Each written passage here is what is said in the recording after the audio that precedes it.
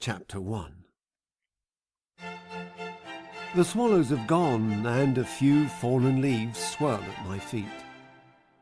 Golden harvest is in, and the starlings chatter, whistle, and click their anthem to autumn.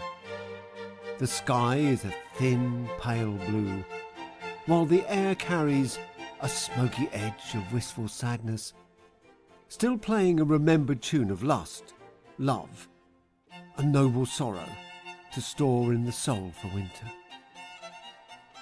All in all, a good day to rip off my lacy gusset and get into some nice clean Y-fronts and talk about the best-selling author inside all of us.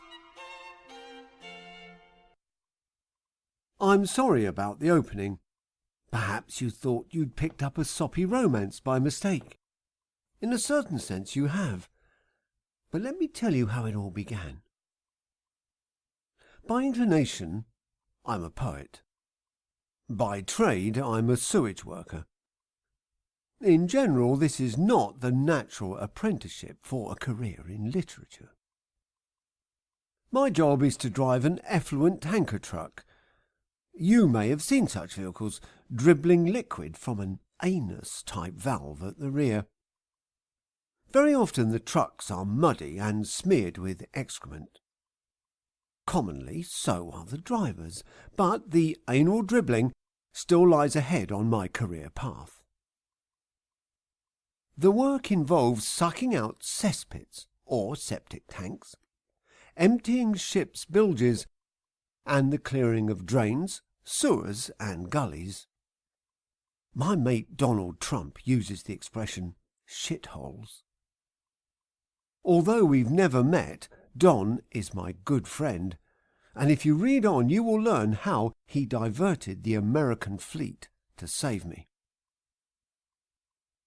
On some days I drive solid waste away from sewage treatment plants for distribution on agricultural land.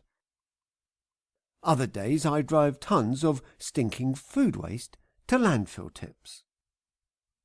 When someone tells you their life is shit, believe me, it probably is not.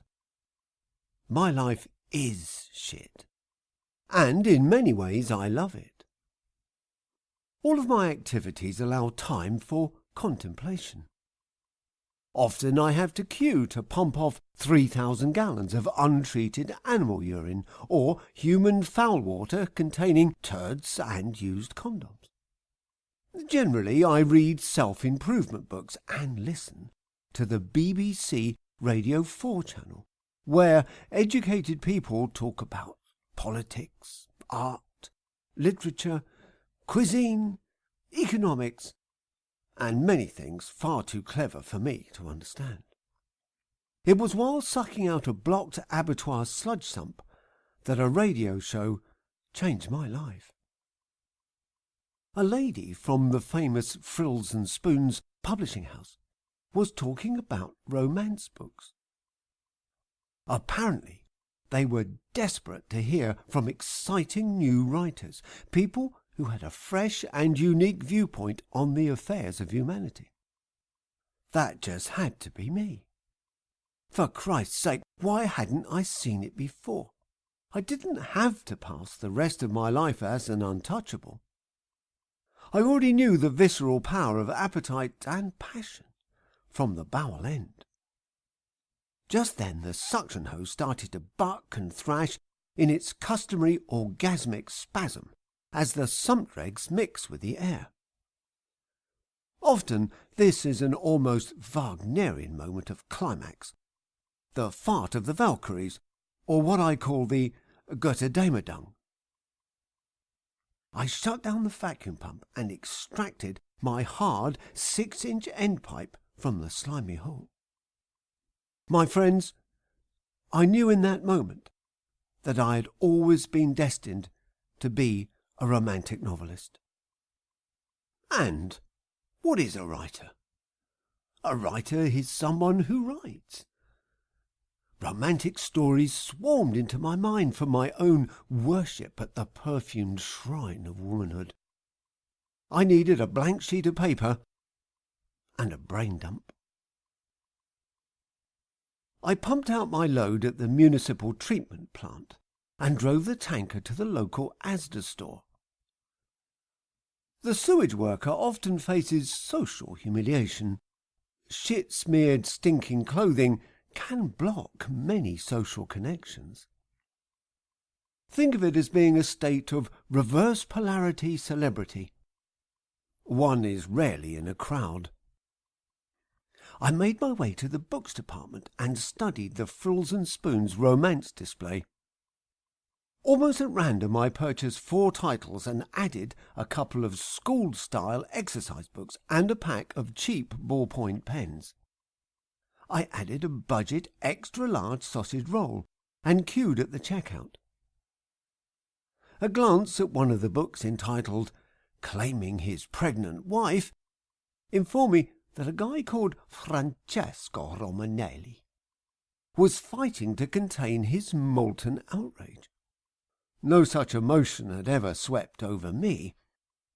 There was going to be a lot to learn. The young lady on the till tried not to look at me. She was pretty, but with severely hacked blue and pink hair, and spoke with a foreign accent. I guessed that few middle-aged guys in overalls bought romance books, but I figured it might be a conversation opener. "Do you read these?" "No." "Me neither, but I'm going to start." "Why? Why does anyone read books?" "I don't know." The poor child was trying not to inhale, but knowing the market was a vital element to the business, the lady on the radio had stressed that one just had to connect with one's readers. I'd made a start. I withdrew to my truck, wiped off my hands, and set about the sausage roll. I opened another of the books, The Italian Billionaire's Secret Love Child. A handsome, rich male called Riccardo di Napoli was consorting with an even more gorgeous but poor woman. Suddenly I was in a different world of sports cars and luxury yachts with a sprinkling of unexpected babies. No longer was I a stinking social outcast, eating cheap junk food in a foul, diesel-fuel-scented truck cab. I had taken my first steps towards fame and honours. Romance seemed to be anything but real. I imagined myself tanned and tall at the wheel of my Ferrari. I thought of the lady on the radio, longing to hear new, fresh voices. A writer is someone who writes, and I was on my way to fill her longing. Within a few minutes I was asleep. I'd had a very, very bad night. Beyond the superficial glamour of my artistic life, my existence lay in ruins. All will become clear. The Asda parking guy was hammering on my cab door.